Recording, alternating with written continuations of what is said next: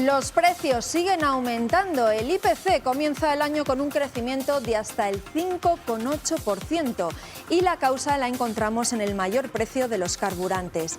Con esta subida del primer mes del año, la inflación rompe con 5 meses consecutivos de descensos en su tasa interanual.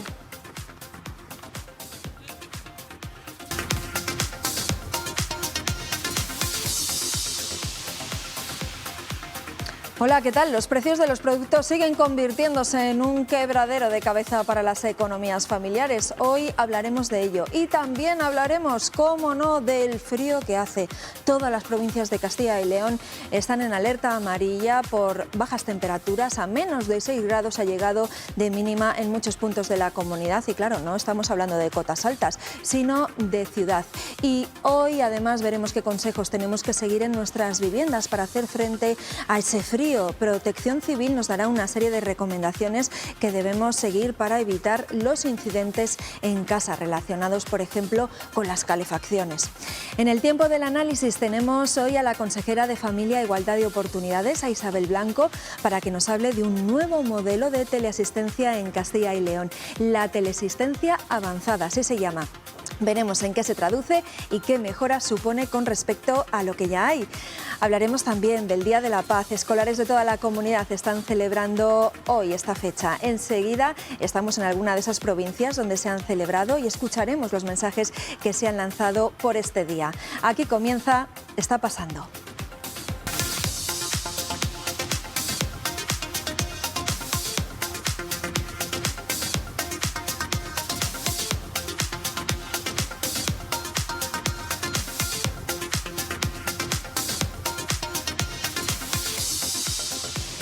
Pues comenzamos hablando de los precios, que siguen subiendo en este primer mes de enero, como así constata el IPC adelantado. Eduardo, cuéntanos. Sí, ¿qué tal, Pilar? El dato nos deja dos grandes titulares. La inflación sube 1/10 después de meses de descensos y el otro, la subyacente, se ha disparado. El índice avanzado del mes de enero es este que van a ver, la tasa interanual. Lo que subieron los precios respecto a hace un año es del 5,8%, 1/10 más que el pasado mes de diciembre, a pesar de la bajada del IVA de los alimentos. Y lo que les decía, un ligero repunte que rompe con 5 meses consecutivos de descensos. Aquí vemos la curva, desde el 10,8% del pasado mes de julio. El otro gran dato, el de la inflación subyacente, la que no tiene en cuenta los alimentos no elaborados ni la energía, se ha disparado medio punto, hasta el 7,5%. Economía espera que toque techo este primer trimestre y que luego vaya bajando, como lo ha venido haciendo ya el IPC. En cuanto a la subida del índice, se debe al encarecimiento de los carburantes, ya sin bonificación desde el pasado 1 de enero, desde este año 2023. Para explicar un poquito este dato avanzado, que se confirmará a mediados de febrero, vamos a ayudarnos de la mano de un experto, de José Manuel Corrales, profesor de Economía y Empresa de la Universidad Europea. Muy buenos días, gracias por acompañarnos. Muy buenos días, ¿qué tal? Bueno, en primer lugar, ¿cómo se explica esta subida de 1/10 en el IPC avanzado del mes de enero? ¿Significa algo, un cambio de tendencia o es solo eso, 1/10 que no va tampoco más allá? No, no significa un cambio de tendencia, era lo previsible. Hay que tener en cuenta que se han retirado las ayudas a los carburantes y, por tanto, es lógico que haya un pequeño repunte en este mes, incluso en el próximo trimestre, que haya un pequeño repunte en esa inflación, pero la verdad es que el repunte ha sido mínimo y podemos decir que en este sentido somos el país de Europa que tiene la inflación mejor controlada, más controlada, junto a Francia. El problema está en la inflación subyacente y el problema, sin lugar a dudas, está en la cesta de la compra, en la cesta de los productos de alimentación básicos. Claro, en ese caso, profesor, tampoco la bajada del IVA se ha notado mucho en este IPC adelantado, ¿no? Bueno, es que la bajada del IVA no se va a notar hasta dentro de unos meses. Tardará en llegar, como tardó en llegar la excepcionalidad ibérica. Vimos como en julio hubo un repunte de la inflación, julio del año pasado, que llegó hasta el 10,8%, y luego poco a poco se fue reduciendo. Yo creo que eso es lo que se va a producir, salvo que haya alguna incidencia, algún sobresalto en la guerra de Ucrania o con la economía china, pero evidentemente va a haber una reducción de los precios también de la alimentación. Lo que pasa es que los precios de la alimentación básicas, la cesta de la compra, está en el 15,7% de incremento. Y para eso es necesario abordar políticas macroeconómicas que permitan compensar la pérdida de poder adquisitivo y de poder de compra de la inmensa mayoría de las familias que dependen de un salario, porque los salarios han crecido de media en torno al 3%, mientras la cesta de la compra ha crecido un 15,7%. Hay una diferencia de casi 13 puntos. Sí, José Manuel, en el dato de hoy sí que hay una novedad que no hemos contado todavía, es que ha cambiado un poquito el cálculo. Por primera vez se incluye el mercado libre de gas y electricidad y también se introducen ponderaciones que dan menos peso, por ejemplo, a alimentación, ropa o vivienda y más a alcohol o transporte. ¿Se puede comparar el dato calculado de esta manera con cómo se hacía hasta el mes pasado? Sí, porque estamos hablando de que se van a homologar los criterios estadísticos en toda Europa. Y, desde luego, todos los criterios estadísticos de todos los Estados miembros de la Unión Europea van en la misma línea. Al final estamos hablando de una homologación estadística, de unas modificaciones estadísticas que nos permiten incluso mejorar en el tratamiento estadístico de los datos. Pero, en definitiva, a mí me sigue pareciendo muy importante ahora mismo que haya un pacto de rentas para compensar la pérdida de poder adquisitivo, fundamentalmente de los salarios, pero en general de las familias que tienen menos ingresos, porque esa subida de la cesta de la compra es determinante a la hora de la calidad de vida y del bienestar social. Pues veremos qué pasa. José Manuel Corrales, profesor de Economía y Empresa de la Universidad Europea. Muchísimas gracias por acompañarnos. Un saludo. Muchas gracias. Un saludo. Bueno, y la Administración de Justicia afronta la segunda semana de huelga indefinida de letrados. La movilización comenzó, lo recordarán, el martes de la semana pasada al no encontrar respuesta a sus demandas por parte de la ministra de Justicia. El parón está ralentizando la actividad de los juzgados. Nos vamos a Segovia, donde están a esta hora concentrados los letrados. Noelia Duque, buenos días.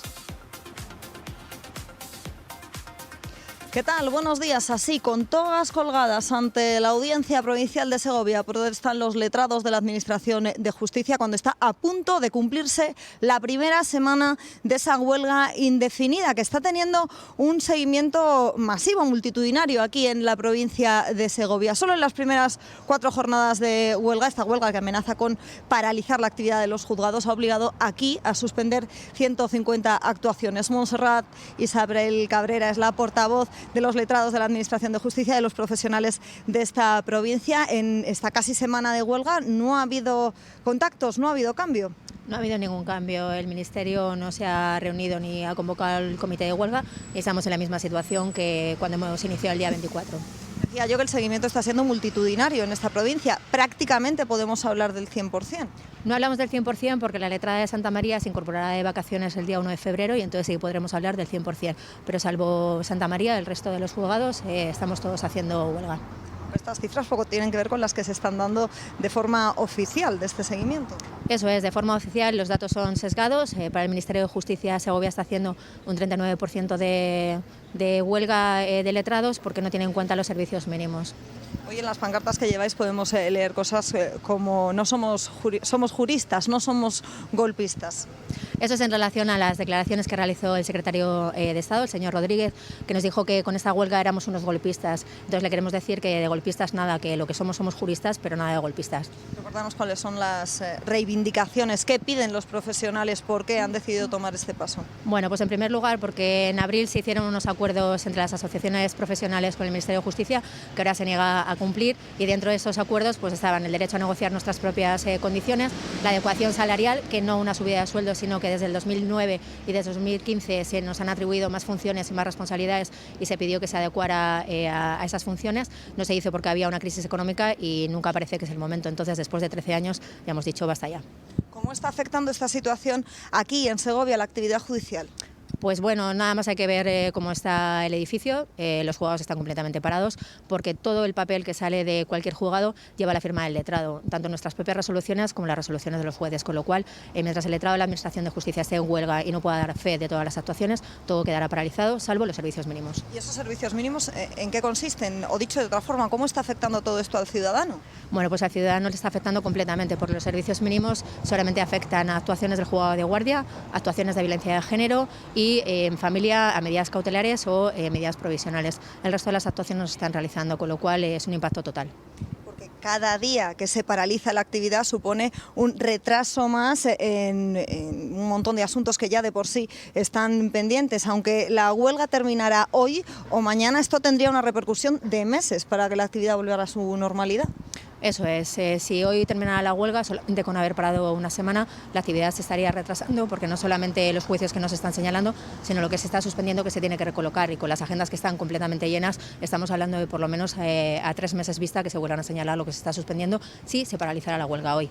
Y parece que no se va a paralizar porque esto tiene pinta de ir para largo. Sí, esto tiene pinta de ir para largo porque el Ministerio no quiere sentarse y nosotros hemos decidido que esta vez va a ser la definitiva. Muchísimas gracias por entendernos, Montse. Seguiremos gracias. muy pendientes de la evolución del seguimiento de esta huelga indefinida, que, como nos decía la portavoz aquí en Segovia, tiene pinta de prolongarse en el tiempo. Y ya tiene, Noelia, consecuencias directas. Gracias y muy buenos días. Bueno, y en Salamanca los actos vandálicos han obligado al ayuntamiento a mover ficha. Va a reforzar la videovigilancia de los paneles informativos, porque hace solo unos días una de esas pantallas digitales recién estrenada recibió un disparo, al parecer desde un coche. Nos lo cuenta Paco Gómez. Ese orificio que atraviesa de parte a parte esta pantalla inteligente para la gestión del tráfico dentro del Plan de Sostenibilidad Urbana del Ayuntamiento de Salamanca es ni más ni menos que un disparo. Esa es la sorpresa que se llevaban los agentes de la policía local cuando pocos días después de la instalación de la pantalla veían que había dejado de funcionar, y al tratar de establecer los motivos descubrían eso, ese disparo efectuado, según su investigación, por un arma de bajo calibre y seguramente desde un coche desde este mismo entorno en la avenida Ignacio Ellacuría. No es, desgraciadamente, la única acción contra el tráfico. Esta, por cierto, daña una pantalla valorada en 25.000 euros, pero también la semana pasada en Salamanca, en otra vía fundamental, en el Paseo de San Vicente, encontrábamos otro sabotaje a los repetidores de varios semáforos, en ese caso varios jóvenes que fueron identificados por la policía, que tendrán que hacer frente a una sanción de 1.000 euros. El ayuntamiento, además de condenar radicalmente estos actos de vandalismo, pide a los ciudadanos que cuando detecten cualquier tipo de estas prácticas de ataque al bien de toda la ciudad, lo denuncien para que pueda efectuarse el pago por los responsables de los daños causados. Gracias, Paco. Veremos si la videovigilancia da sus frutos. Y el presunto autor del ataque mortal del pasado miércoles en Algeciras pasa hoy a disposición del juez de la Audiencia Nacional. Deberá ser antes de las 7:30 de esta tarde. Hasta entonces, el supuesto autor de la acción criminal permanece en dependencias de la Comisaría General de Información, también en Madrid. El juez considera que los hechos pueden ser constitutivos de un delito de asesinato y lesiones con fines terroristas y relaciona la acción con el salafismo yihadista. Cambiamos de asunto. También la Audiencia Nacional retoma hoy el juicio al expresidente de la Generalitat Valenciana, Francisco Camps, por las presuntas irregularidades en la adjudicación a Orange Market, una de las empresas de la trama Gürtel. El tribunal suspendió una semana la vista por los problemas en el acceso a la documentación que han sufrido algunas partes. A su llegada, ahí lo ven, a la Audiencia Nacional esta mañana, Camps ha asegurado que no teme absolutamente nada y que estos años ha sufrido una persecución feroz de la Fiscalía Anticorrupción y también del actual presidente de la Generalitat Valenciana, Ximo Puig, y su entorno. Y el Partido Popular reúne a esta hora de la mañana a su Comité Ejecutivo Nacional. Inmersos en la carrera hacia las elecciones municipales, Sara Ayuso, buenos días, Génova, y con la economía como telón de fondo. Sí, después de presentar sus candidatos autonómicos y municipales, el Partido Popular continúa engrasando su maquinaria electoral y hoy reúne a su Comité Ejecutivo Nacional para preparar esa intermunicipal que el Partido Popular va a celebrar en Valencia este fin de semana. Alberto Núñez Feijóo preside esta reunión que engloba a sus varones territoriales, a sus varones autonómicos, a los líderes parlamentarios y al núcleo duro del partido, con varios asuntos marcando marcando la actualidad. Por un lado, su propuesta de que gobierne la lista más votada y por otro, esa reforma de la ley del solo sí es sí que ahora ya el Gobierno ha puesto sobre la mesa. Esta reunión comenzaba con el presidente del partido, Alberto Núñez Feijóo, dirigiéndose a los suyos. A seguir viniendo a Barcelona, a seguir viniendo a Girona, a Lleida, sobre lo a que Tarragona hacer y al conjunto de los pueblos que conforman que esta supone Cataluña. la legislación. Evidentemente me vais a de la llamada ley permitir del solo hacer sí un es sí. agradecimiento especial. Ha causado y ya sentido. tanto bochorno esta ley, no solo bochorno Yo soy un nacional, político sino bochorno internacional. que no me gusta la política. Y tanto daño a las víctimas que es Lamentablemente tengo que inaceptable decepcionaros. que el Gobierno... Bueno, enseñar en directo desde la sede nacional del Partido Popular en la calle Génova en Madrid. Llega con algún problema el sonido, pero estaba hablando el presidente del partido, Núñez Feijóo, hacía alusión a la reforma, a la posible reforma de la ley del solo sí es sí. También el presidente del PP de Castilla y León, el presidente de la Junta, Alfonso Fernández Mañueco, hacía referencia a su llegada a ese Comité Ejecutivo Nacional para decir que ha sido una profunda humillación para las mujeres de este país y añadir, Mañueco, que el Gobierno solo acierta cuando rectifica. Y por cierto, el Ministerio de Igualdad, en manos de Unidas Podemos, ha propuesto un plan de 10 medidas urgentes al PSOE para proteger a las víctimas de violencias sexuales y para aplicar correctamente esta ley ante la rebaja de condenas. Aunque también advierte de que ninguna reforma frenará esas revisiones. La portavoz del Gobierno, por su parte, ha dicho esta mañana en la radio que el Ejecutivo está abierto a resolver los efectos indeseados y la propia ministra Irene Montero aseguraba este fin de semana que harán lo que haga falta.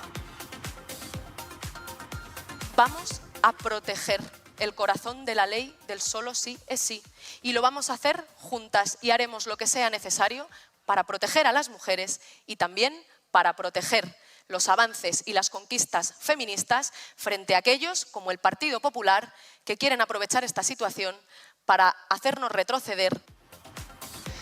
Y de este asunto y de otros de actualidad pasamos a hablar ahora, Pilar, en el análisis con la consejera de Familia e Igualdad de Oportunidades de la Junta de Castilla y León.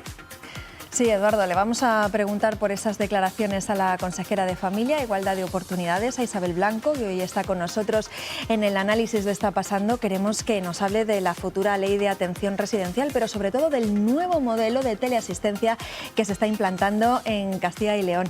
Consejera, gracias lo primero por atender a Está Pasando, a Castilla y León Televisión, que además es la primera consejera que está en nuestro programa, así que gracias doblemente por atender nuestra petición. Nada, muchas gracias a vosotros por invitarme. Bueno, pues la primera pregunta, consejera. ¿Qué le parece que el Gobierno se abra a modificar la ley del solo sí es sí, visto el goteo de rebajas, de condenas e incluso alguna excarcelación? Bueno, es algo que venimos pidiendo desde hace muchas semanas, sobre todo a la vista de las situaciones que se estaban generando desde el primer momento que esta ley entró en vigor. Hablamos hoy de cerca de 300 los agresores que han visto rebajada su condena o incluso alguno de ellos ha salido ya de la cárcel. Entendemos que es importante, que es necesaria y que es imprescindible esa modificación. El Gobierno se ha estado negando todas estas semanas. Siempre era culpa de otros, culpa de los jueces, culpa de los demás partidos. Parecía que nadie entendía la ley. Entonces, ojalá sea verdad ese cambio que están proponiendo y lo importante es decir cómo lo van a hacer y sobre todo cuándo lo van a hacer. Porque, como muy bien decíais al inicio, todas estas personas, todos estos agresores que ya han visto rebajada su condena, eso no tiene marcha atrás. Entonces es imprescindible hacerlo cuanto antes, esa revisión de la ley, esa modificación de la ley para que estas situaciones que se están dando no sigan ocurriendo, porque con la rebaja de esas condenas, con la salida de estos agresores de la cárcel, lo que se hace al fin y al cabo es revictimizar a esas mujeres que han sido, que son víctimas de violencia de género. Pues veremos a ver cómo el Gobierno va avanzando esas modificaciones que ahora son necesarias hacer. Desde este mes de enero está en marcha el nuevo servicio de teleasistencia de Castilla y León, que pretende ser más cercano al usuario. Hablamos de teleasistencia avanzada, ahora le preguntaremos a la consejera. Eduardo, cuéntanos así a grandes rasgos, ¿qué novedades trae? Bueno, pues es un buen ejemplo del desarrollo de las nuevas tecnologías aplicado al servicio de los cuidados. La teleasistencia es un servicio gratuito que ya beneficia en Castilla y León a aproximadamente 42.000 usuarios. Es un 11,5% más que hace un año y desde el pasado 1 de enero se está implantando, como decimos, un nuevo servicio adjudicado por 3 años por casi 40 millones de euros para ese tiempo de 3 años y que se está adaptando poco a poco a cada provincia. Entre las novedades, pues se generalizan el uso de la geolocalización para atender al usuario fuera de su casa también y de sensores en el domicilio para detectar caídas o fugas de agua, gas o humo. 150 teleoperadores se encargarán también de ayudar a pedir una cita médica y de recordársela al usuario. Darán apoyo también al usuario y al cuidador y harán seguimiento de situaciones especiales como, por ejemplo, procesos de duelo, soledad no deseada, maltrato o riesgo de suicidio y periodos de convalecencia. Por eso, las llamadas de este nuevo servicio las hará siempre el mismo operador para conocer mejor al mayor al que atiende. Bueno, pues esas son a grandes rasgos las características de este nuevo servicio. Consejera, un nuevo servicio que pretende mejorar lo que ya hay. Me imagino que cuando hay avances, cuando hay mejoras, es porque los usuarios lo estaban demandando. Me imagino que también al implantar un servicio se va viendo qué es lo que se va necesitando, qué es lo que demandaban los usuarios. A ver, cuando decidimos implantar la teleasistencia avanzada se encuadraba dentro de ese modelo de atención en red, de atención a la dependencia 5.0 que estamos implantando en Castilla y León. El primer paso que dimos fue hacerla gratuita para todos los usuarios y hacerla igual para todos los usuarios, es decir, que todos los usuarios, independientemente de donde vivan, desde la capital más grande al pueblo más pequeñito, reciban los mismos servicios, reciban las mismas prestaciones. Era un compromiso personal, y me vas a permitir, o me va a permitir que lo diga, del presidente Mañueco, es decir, tenemos que llegar a todo el territorio en las mismas condiciones de calidad. Tenemos que seguir avanzando en el uso de las nuevas tecnologías adaptadas a lo que ellos realmente necesitan, a lo que ellos realmente nos demandan. Y en ese escenario es donde se planteó el empezar por la teleasistencia avanzada. Cuando hablamos de la teleasistencia avanzada, la gente se va sobre todo a los aparatos nuevos, a los nuevos sensores que vamos a poner en marcha, pero el concepto de teleasistencia avanzada es mucho más amplio, es mucho más personal y es mucho más cercano, porque la teleasistencia avanzada tiene dos partes que son muy importantes. Por un lado es ese seguimiento proactivo de las personas que lo necesitan, y por otro lado es la instalación de todos esos sensores, de todos esos detectores en los domicilios de los usuarios. ¿Qué es el seguimiento proactivo? Porque es verdad que desde los servicios sociales, yo lo digo muchas veces hablamos difícil. Sí. Nos entendemos nosotros, pero nos cuesta que nos entienda la gente. El seguimiento proactivo es esa llamada que se le hace a ese usuario. No necesariamente que tú me llames cuando necesites algo, sino yo te voy a llamar para ver cómo te encuentras, para ver qué necesitas, para recordarte una cita médica, que es una de las principales novedades que incorpora este nuevo servicio, con lo cual estas llamadas continuas, estas llamadas periódicas que se van a realizar a las personas usuarias de la teleasistencia y también a sus familiares, también a sus cuidadores tan importantes y que muchas veces nos olvidamos de ellos, nos pueden ayudar a detectar casos de soledad no deseada o de soledad cronificada que estamos empezando a detectar. Nos pueden ayudar a detectar, a prevenir situaciones de vulnerabilidad. En un momento dado una persona puede estar más deprimida que le lleve a otras situaciones. Eso nos puede ayudar a detectarlo la teleasistencia, nos puede ayudar en esos procesos de duelo que muchas veces pasan especialmente las personas mayores, o como le decía, pues a concertar una cita y hacer el seguimiento de esa cita, recordárselo periódicamente. Por supuesto, todo esto no quita que el usuario cuando quiera pueda marcar, pueda llamar cuando así lo necesite. Yo creo que ese es el gran salto que se da en la teleasistencia. Claro, y además como nos avanzaba también el compañero Eduardo, que ese servicio lo preste una persona, ¿no? Que haya una persona que esté dedicada a ese usuario para que sepa un poco también la evolución, que hay veces que puede ocurrir, ¿no? Que esa persona, bueno, pues ese usuario tenga que estar en su casa a lo mejor recordándole a la otra persona que está al otro lado del teléfono ciertas cosas, y así una vez que quien le atiende es la misma persona, pues se gana mucho en cercanía, ¿no? Eso es otra de las novedades, ¿no? Con respecto a lo que había ahora. Sí, se gana en confianza también. Si nos fijamos en casi todos los servicios que estamos implantando, es necesario que haya ese profesional de referencia, porque poco a poco te vas soltando, le vas confiando determinadas situaciones que pueden ser más o menos delicadas. Aparte de que él te vaya conociendo a ti, muchas veces incluso por el tono de voz, pueda notar qué ocurre o qué no ocurre, pero sobre todo que se establezca ese vínculo entre el usuario y los profesionales. Habrá siempre 1 o 2 profesionales de referencia para cada uno de los usuarios, bueno, pues por contar periodos de vacaciones o periodos de descanso y demás, pero entendemos que esa cercanía con la persona que está al otro lado del teléfono es muy importante.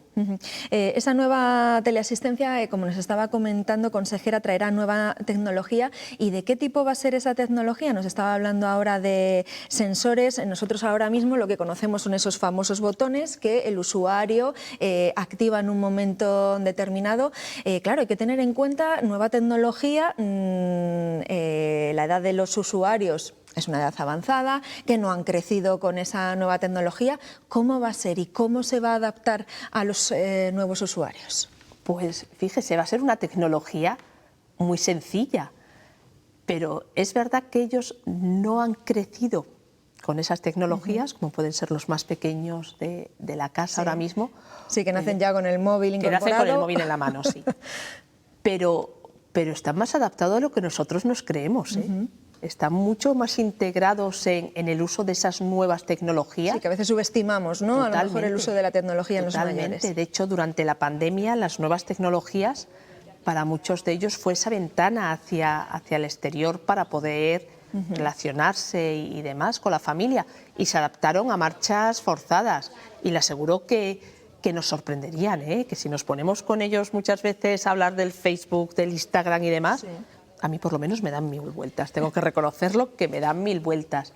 Aún así va a ser una tecnología muy sencilla. El concepto de lo que es el botón que llevan colgado, que muchas veces tocan cuando se caen y demás, ese concepto no desaparece. Se modernizan los aparatos, se mete también la versión móvil, o bien a través de los móviles, de pulseras, geolocalizadoras, o bien a través de otros dispositivos que ellos salgan a la calle, por ejemplo, o salgan a dar un paseo y puedan pulsar y salte la alarma en las centralitas. El objetivo es ir metiendo sensores, detectores de humo, detectores también, por ejemplo, de movimiento. Yo cuando visitábamos las instalaciones que nos los explicaban, si una nevera, por ejemplo, no se abre en 2 o 3 días, claro, hay un problema. Hay un problema, sí. Es decir, ser capaces de detectar eso. Entonces, todos esos sensores, todos esos aparatos se irán introduciendo poco a poco a los usuarios. De la noche a la mañana no vamos a cambiar porque es materialmente imposible. Claro. Estamos hablando de más de 40.000 usuarios ahora mismo de la teleasistencia. Claro. Por eso le iba a preguntar precisamente, ¿se han fijado unos plazos, unas fechas límites para implantar toda esa tecnología y para implantar en definitiva este nuevo modelo de teleasistencia avanzada? Se va a ir haciendo desde ya de manera progresiva. El objeto es cuando finalice el contrato. Tiene una duración de 3 años, son cerca de 40 millones de euros el presupuesto, que todos los usuarios puedan ir disponiendo ya de esos dispositivos, también adaptados evidentemente a la situación que tiene cada uno. Nos marcamos el objetivo de que en el 2025 sean 50.000 los usuarios de este servicio, porque entendemos que es un servicio básico y fundamental para que las personas mayores se queden en sus domicilios. Nos estaba contando, consejera, algunas de las características de esa teleasistencia, de ese sistema de teleasistencia avanzado. Los dispositivos también incluyen un geolocalizador, creo, para atender situaciones que puedan ocurrir fuera del domicilio. Y claro, esto es muy importante porque cada vez nos llega a los medios de comunicación casos de personas que se pierden, que se extravían, que a lo mejor sufren cierta demencia y no saben cómo volver a casa. Me imagino, claro, que eso es muy importante también para las personas mayores, ¿no? Totalmente, es lo que le comentaba, esos pequeños dispositivos, o bien a través de pulseras o bien a través de un dispositivo que en un momento dado puedan detectar esas situaciones, los puedan activar los usuarios y contactar en este caso con la centralita. Lo primero que se realiza es una llamada. Cuando tú pulsas el dispositivo, automáticamente salta en la centralita y se ponen en contacto con este usuario. Lo bueno, fíjate, me decía al principio de que haya un profesional de referencia, es que esa persona también va a tener constancia de todas las llamadas que ha ido haciendo, de todas las incidencias que han ido ocurriendo, del historial médico, del historial social de esa persona en pantalla según está hablando con ella. Eso es también lo importante del personal de referencia. Claro, todo esto va a suponer un desembolso importante, ¿no, consejera? Pues muy importante, como le decía, en el año finales del año 2020, el principio del año 2021, el servicio se instauró la gratuidad. ¿Eso qué quiere decir? Que a partir de ese momento la Junta paga todo el servicio, paga la parte que le correspondía, paga la parte de los ayuntamientos y paga la parte de los usuarios. A mayores de asumir esa gratuidad es ir implantando todos estos nuevos sensores, la nueva plataforma que da cobertura a los mismos y demás. Estamos hablando eso, inicialmente el primer contrato, este contrato que ha salido, son 40 millones de euros en 3 años. Más de 10, 12 millones de euros al año. Es una inversión muy fuerte, es una inversión muy importante, pero es también el compromiso del Gobierno, como le decía, en este caso además compromiso personal del presidente Mañueco por nuestros mayores. Él lo dice muchas veces, nos lo han dado todo y se lo tenemos que devolver, y una manera de devolvérselo es que ellos se puedan quedar en su casa siendo atendidos en su casa. Es también una manera de luchar contra la despoblación y de generar oportunidades para esta tierra, porque los mayores se quedan en casa, pero aparte hay una serie de personas, un personal que tiene que atenderlos, y tiene que atenderlos en sus pueblos. Luego claro, no se deslocaliza. Hacia ese modelo me imagino que también están demandando, ¿no?, las personas mayores, de poder estar en su casa, bueno, pues llevando una vida lo más parecida a lo que tenían antes, ¿no? Y me imagino que en este servicio de teleasistencia avanzada influye ahí. Luego veremos si nos da tiempo, que también la nueva ley de residencias tiende hacia eso. Además, la población mayor cada vez va aumentando. Bueno, hay una gran parte de esa población que bueno, puede o tiene las suficientes características como todavía para poder estar en casa y no irse a un centro. Entonces este sistema me imagino que intenta avanzar en todo ese modelo, ¿no?, que se quiere implantar. Sí. A ver, lo que queremos es implantar un modelo de atención en red, el ser capaces de optimizar los recursos que tenemos, que son muchos. Por un lado, que las personas que quieren vivir en su domicilio puedan hacerlo, incorporando las nuevas tecnologías, que yo creo que es el gran salto, el gran avance que nos permite ahora mismo el poder plantearnos estos modelos de atención, haciendo las obras, por ejemplo, necesarias para que ellos puedan quedarse en sus domicilios, poniéndole los servicios de ayuda a domicilio, de asistencia personal, otros servicios que se pueden ir incorporando para que ellos puedan estar en su domicilio. Cuando una persona ya no puede estar en su domicilio o no quiere y quiere irse a un centro residencial, tenemos que conseguir que esos centros residenciales sean lo más parecido a una vivienda. Es decir, los centros residenciales deberían tener una doble función, o queremos que tengan una doble función.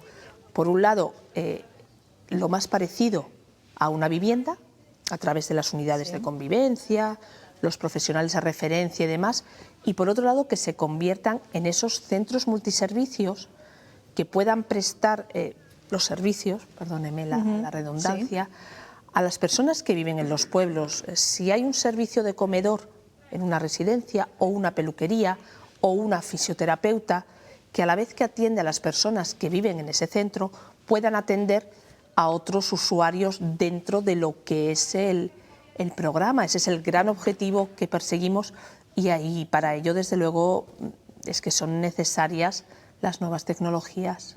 Una cuestión más sobre la teleasistencia avanzada.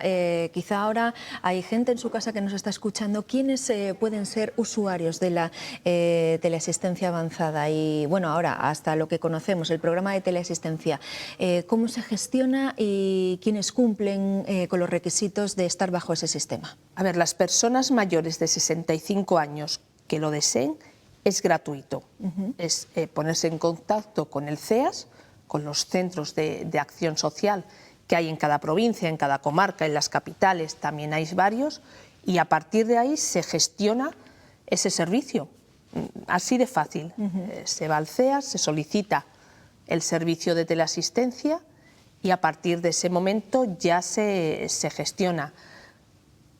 Este aumento de la demanda que habrá en los próximos años, eso por ese crecimiento de la población, me imagino que lo han contemplado, ¿no? Me imagino que supondrá un reto, ya no solo en un programa de teleasistencia avanzada, sino en cualquier otro programa de mayores. ¿Cómo lo contemplan desde la Consejería de Familia e Igualdad de Oportunidades? Pues totalmente, es un reto porque bueno, la población de Castilla y León, como bien dice, cada vez va siendo más mayor y cada vez hay que facilitarles más la vida. Por eso es el programa de atención en red que queremos poner en marcha, el tratar de combinar, o que estamos poniendo en marcha, el tratar de combinar, el poder poner esas medidas encima de la mesa para que la gente no tenga que irse y pueda quedarse en su domicilio desarrollando esos proyectos de vida personales. Pero sí, por supuesto que es un reto y los nuevos problemas, las nuevas situaciones a las que nos enfrentamos, la soledad no deseada o, como le decía, la soledad muchas veces cronificada.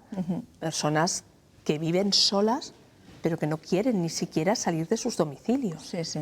Eso pasa mucho, sobre todo en el mundo rural. Claro, hay situaciones que hay que afrontar. Estábamos hablando antes de, bueno, pues de ese nuevo modelo residencial en el que se está trabajando aquí en Castilla y León. Este nuevo modelo avanza en una atención pues más directa, más cercana y, como nos decía la consejera, también más personal hacia el usuario. Un propósito en el que se quiere avanzar también en la futura ley de residencias. Eduardo. Sí, es otra de las medidas estrella de la Consejería y de la que ya dimos algún detalle hace unos días aquí en Está Pasando, el nuevo modelo de atención residencial, basado en la calidad del sistema, las unidades de convivencia y sobre todo en la atención centrada en la persona. Eso va a implicar, por ejemplo, que los centros tengan la condición de centros multiservicio y que constituyan una plataforma de servicios para las personas en su propio domicilio. También la concertación de plazas en centros de personas mayores, que se va a dotar con 9 millones de euros más, hasta los 88 millones, y este año habrá un incremento similar. Y como también hemos contado aquí en el programa, las prestaciones vinculadas, lo que se da a los centros privados para atender a dependientes, también va a aumentar este año un 10%. Les recordamos también que el Consejo Económico y Social ya ha advertido de que falta algo de concreción y que puede surgir inseguridad jurídica. Cree que deja en el aire la dotación de profesionales, el número de residentes, el sistema de trabajo o incluso cuestiones de infraestructuras arquitectónicas. Gracias, Eduardo. ¿En qué punto, consejera, está esta futura ley de atención residencial? Pues la ley está en tramitación. La verdad es que es un modelo nuevo, es un modelo ambicioso por el que Castilla y León lleva apostando mucho tiempo y que ha servido de base, y eso también es importante decirlo, al modelo que va a implantar o que marca el Ministerio. En este caso, Castilla y León ha sido el ejemplo. Escuchaba las consideraciones que hace el Consejo Económico y Social, por ejemplo, respecto a los profesionales. Claro, en una ley no se puede fijar el número de profesionales de los centros. ¿Por qué? Porque eso va sometido a los acuerdos que se establecen en el Consejo Territorial de Servicios Sociales. Es el Consejo Territorial el que modifica o el que adapta los ratios de personal que tiene que haber en cada centro. claro, fijar eso en una ley llevaría la imposibilidad de modificar la ley cada vez que eso se modificara en un consejo territorial. Entonces, lo que hace la ley, como no puede ser de otra manera, es referirse a lo establecido en el consejo territorial en cada momento. De manera que si el consejo territorial incrementa el número de profesionales, automáticamente sería necesario implementarlo en los distintos centros residenciales. Pues me está contestando también a las críticas que hacían también desde la plataforma de afectados de las residencias, que decían que faltaban concretar aspectos y conceptos que había que definir. Entonces nos dice que no se puede concretar más porque si no sería incompatible, ¿no? Claro, a ver, la ley es un marco genérico y luego a partir de ahí la ley lleva un desarrollo a través de órdenes, a través de reglamentos o a través de diferentes decretos. Lo que nosotros estamos sentando es las bases de ese modelo de atención residencial. En el caso de los profesionales, como le digo, se remite al acuerdo del Consejo Territorial. El último ha sido aprobado este verano y fíjese, los centros públicos, los centros de titularidad de las gerencias, tienen ya muchos más profesionales de los que se marca en ese acuerdo, pero es que ese acuerdo no entraría en vigor, no sería necesario ir incrementando ese personal que aumentará progresivamente hasta el 1 de enero de 2024. Entonces, sí, bueno, que veamos. La ley tiene aún que aprobarse, está en tramitación, como nos decía, consejera, pero algunos de sus principios ya se están poniendo en marcha en los centros residenciales, ¿no? Hace poco teníamos aquí un programa dedicado a ello y las patronales nos lo comentaban. De hecho, recientemente ha firmado un acuerdo con las dos patronales de las residencias de aquí de Castilla y León, que va ya avanzando un poco lo que luego la ley estipulará, ¿no?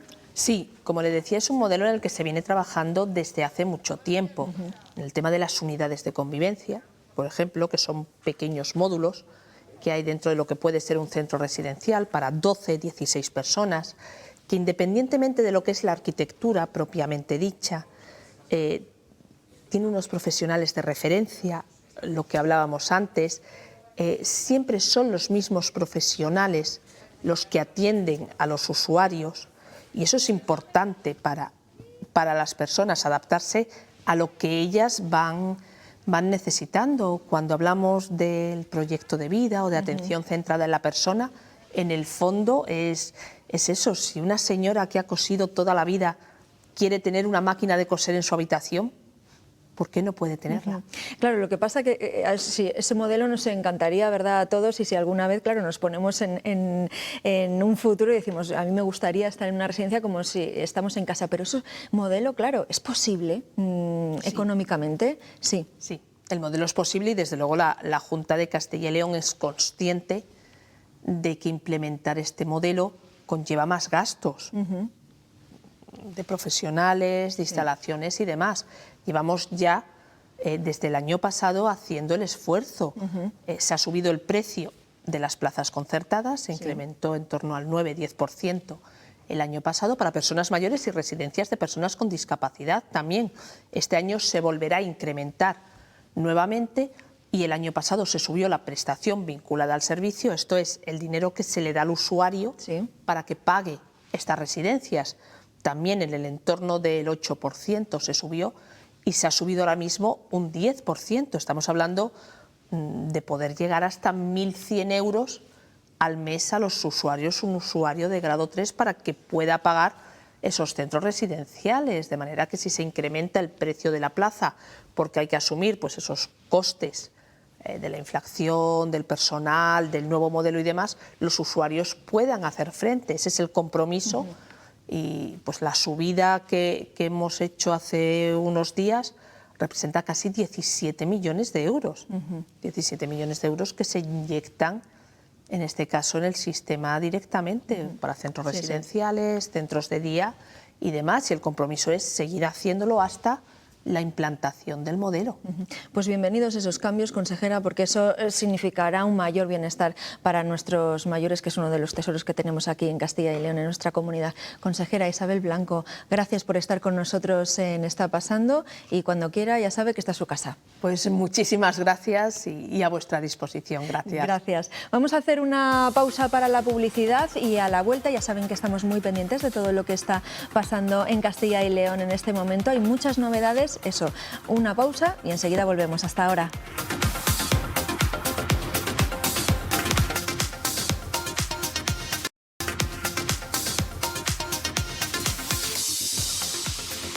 Seguimos aquí en Está Pasando, pendientes de toda la actualidad, y ya está firmado el acuerdo entre Sanidad y los médicos. Eduardo. Sí, un acuerdo de mejoras retributivas y organizativas que establece en atención primaria 35 citas diarias por facultativo, de las que 25 serán presenciales con un tiempo asignado por cita de 10 minutos. Una vez agotado ese cupo de citas, se establecerán nuevas agendas de mañana o de tarde con 25 citas más. Dichas agendas podrán estar divididas en tramos de 2 horas y serán consideradas extraordinarias. Se abonarán a 322 € por cada jornada extra de 4 horas realizadas. Acordamos con la Consejería que el máximo de pacientes que se tiene que ver durante una jornada sean 35 pacientes y en pediatría sean 28 pacientes. Y además también es importante otro tema, de que la espera no supere en ningún caso las 48 horas. Se pacta un número máximo, pero también hay otra parte del acuerdo que dice que se dispondrá de una serie de consultas cuando se supere esta agenda, consultas que se realizarán de modo voluntario e incentivado. Primeras declaraciones de ese acuerdo, del que tendrán más detalles en poco más de una hora en el informativo. Y el frío parece que va a más en las últimas horas. La pasada ha sido una noche muy fría, hoy el cielo está despejado y habrá hasta 7 grados, pero esto que están viendo es Ávila esta misma mañana. Precisamente en esa provincia se ha registrado de madrugada la segunda temperatura más baja de todo el país, 11 grados bajo cero, por detrás solo de los 11,4 bajo cero de Sierra Nevada. En otros puntos, como la localidad soriana de Vinuesa, se han registrado a primera hora de la mañana 8 grados negativos. La AEMET acaba de actualizar los avisos para mañana martes y hay nivel amarillo por temperaturas mínimas en todas las provincias, menos en Burgos. Este martes se esperan temperaturas mínimas de entre 6 y 8 grados bajo cero.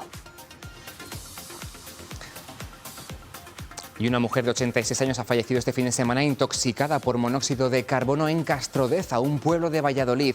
Estas jornadas en las que alcanzamos 8 grados bajo cero hay que extremar mucho las precauciones. Es el mensaje que lanza Protección Civil. Hablamos un día más con Irene Cortés, que es la directora de la Agencia de Protección Civil de la Junta de Castilla y León. Irene, buenas tardes.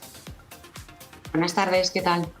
Bueno, es normal recurrir a estufas, ¿verdad?, con este frío y calefacciones de carbón, leña o pellets, pero ¿cómo podemos protegernos, evitar llegar a esos episodios de intoxicación?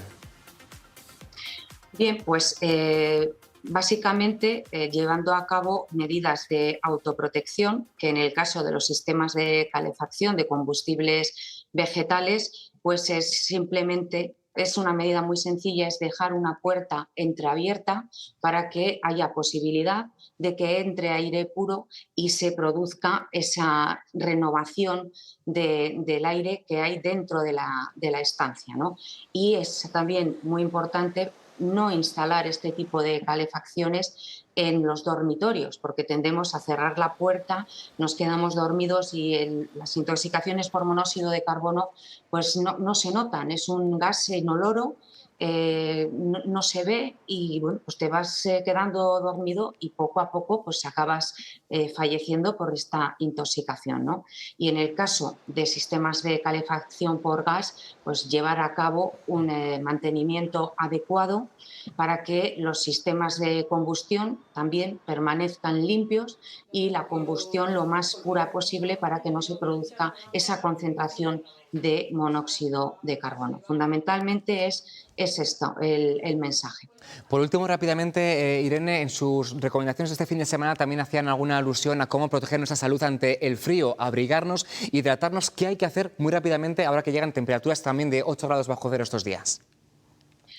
Pues fundamentalmente no tomar medicamentos que no estén recetados por un médico, seguir estrictamente las revisiones marcadas si existen problemas de corazón, de tensión alta sobre todo, bronquitis crónica o hipotiroidismo y consumir líquidos al igual que en la época de verano. Aunque no tengamos sed, es súper importante mantenernos deshidratados y, por supuesto, abrigarnos correctamente siempre que vayamos a salir al exterior. Bueno, pues mensaje captado. Gracias, Irene, directora de la Agencia de Protección Civil de la Junta de Castilla y León. Buenas tardes. Buenas tardes, muchas gracias. Y si ustedes estos días ven algún edificio o monumento de su ciudad iluminado de rojo, sepan que es para celebrar que hoy es el cumpleaños del rey. Esto que ven, por ejemplo, es la Diputación Provincial de Ávila, que teñida de ese color felicita a Felipe VI por sus 55 años. Y como este ejemplo en Ávila, muchos otros monumentos de todo el país, como la Fuente de Cibeles en la capital madrileña. La Asociación Concordia Real Española ha coordinado y organizado la iluminación de edificios públicos como señal de felicitación al monarca que cumple hoy, como decimos, 55 años. Y además del cumpleaños del rey, hoy es el Día Internacional de la Paz y se celebra de forma especial en los centros escolares de toda la comunidad, como por ejemplo en ese de Zamora. Raúl Nieto, buenas tardes, ¿qué están haciendo allí?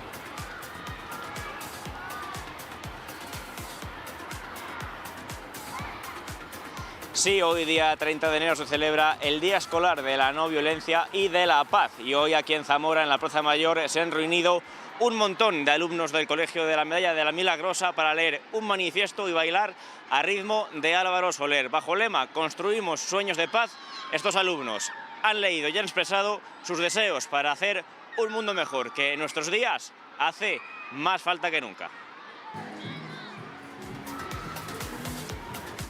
Bueno, pues mirad, es que majos están todos ahí, ¿verdad? El Día de la Paz. Un muy mensaje bien. muy bonito y muy importante para acabar el programa de hoy. Eso es, un mensaje estupendo. Mañana seguimos aquí, que disfruten del día, que mañana seguiremos con todos ustedes contándoles más cosas que pasan aquí en Castilla y León. Abríguense y hasta mañana. Eso, hasta mañana, adiós.